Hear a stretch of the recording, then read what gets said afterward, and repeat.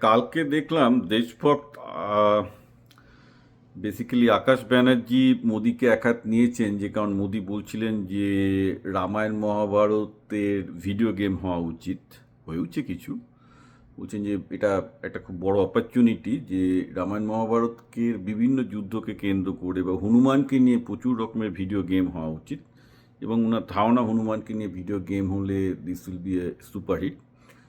তো এইখানটাতে এই ব্যাপারটাতে দেখলাম যে অনেক হিন্দু সনাতনী ভক্তরা আপত্তি করেছেন, কারণ তিনি রামায়ণ মহাভারতকে কাহিনী বলছেন এবং তিনি বলছেন এটাতে ভিডিও গেম হবে। দেখুন, যে কোনো ঐতিহাসিক বা বিজ্ঞানীর চোখে রামায়ণ মহাভারত কখনোই কোনো ঐতিহাসিক ঘটনা নয়, কারণ ঐতিহাসিক ঘটনা ঘটতে গেলে যে যে প্রমাণ থাকা দরকার সেগুলোর প্রমাণ নেই। ভুলভাল আপনি যা খুশি বলতে পারেন, প্রধানমন্ত্রী নরেন্দ্র মোদী যে উনি এটা সাহস করে বলেছেন, আমি সাপোর্ট করছি, ঠিকই বলেছেন। সেকেন্ডলি আমি এটাও সাপোর্ট করছি যে রামায়ণ মহাভারতের এসেন্সটা কি, রামায়ণ মহাভারত ছাড়া ভারতকে ভাবা যায় না। এবং আমি নিজে রামায়ণ মহাভারতের বিরাট ভক্ত, এতটাই ভক্ত যে আমি রামায়ণ মহাভারত বলতে গেলে সপ্তাহে 3-4 বার দেখি, কারণ ওটা একটা বিশাল বড় ইন্সপিরেশনাল উদ্দেশ্য। ঠিক আছে, এবং কেন, তার কারণটা হচ্ছে এই যে রামায়ণের মূল নায়ক কিন্তু রাবণ, রাম নন। আপনি যদি রামায়ণ রাম দিয়ে বুঝতে যান হবে না, আপনাকে রাবণ দিয়ে রামায়ণ বুঝতে হবে।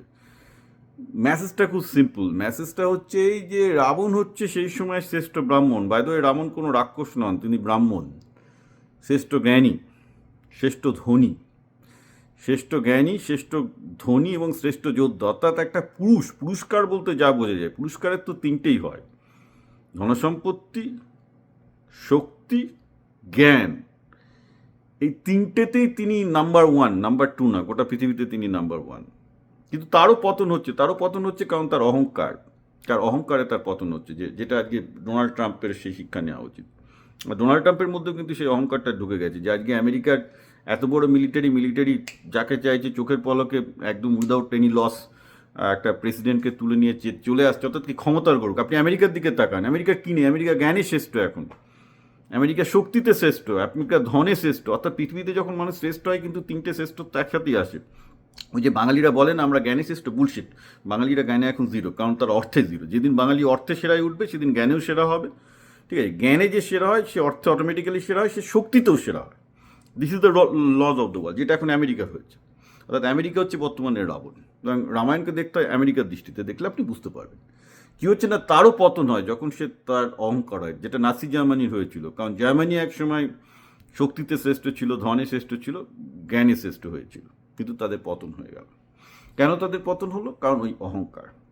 অর্থাৎ রামায়ণ শেখাচ্ছে যে মানুষের এই অহংকার, যে জ্ঞানের অহংকার, অর্থের অহংকার, জ্ঞানের অহংকার, অর্থের অহংকার, শক্তির অহংকার, যেটা আজকে ট্রাম্পের হয়েছে, ভালো নয়। এগুলোই কিন্তু মানুষের পতন ডেকে আনে। তো আমি মনে করি যে এইসব খেলাগুলো যখন হয়, ভিডিও গেমগুলো যখন হয়, ভিডিও গেমের মধ্য দিয়ে বাচ্চাদের কিন্তু এথিক্সটা শেখার খুব স্কোপ আছে।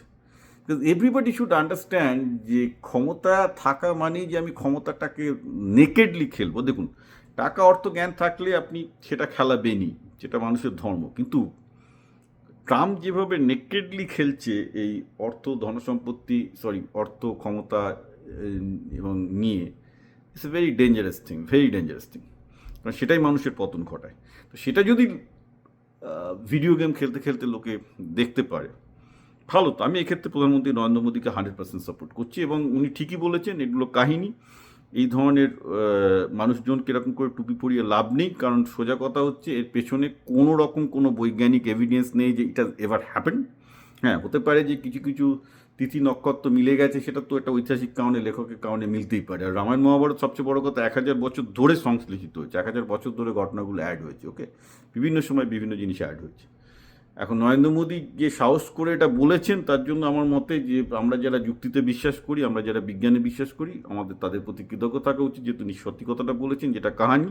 এবং এই কাহানিটা থেকে ভিডিও গেম করলে ডেফিনেটলি কাহানির যে মেজর যে স্পিরিচুয়াল মেসেজটা, যে যে ego is the cause of the real downfall, সেটা বেরিয়ে আসবে। আমি তো বলছি রামায়ণ মহাভারত এইসব শুনেন, আমার এই কথা শুনলে বা মোদির এই কথা শুনলে, যারা এইসব বলছে যে মানে যারা রামকে দেবতা বলে বিশ্বাস করে, অধিকাংশ ভারতের লোকজন রামকে দেবতা বলে বিশ্বাস করে, that is perfectly fine, that is absolutely should be.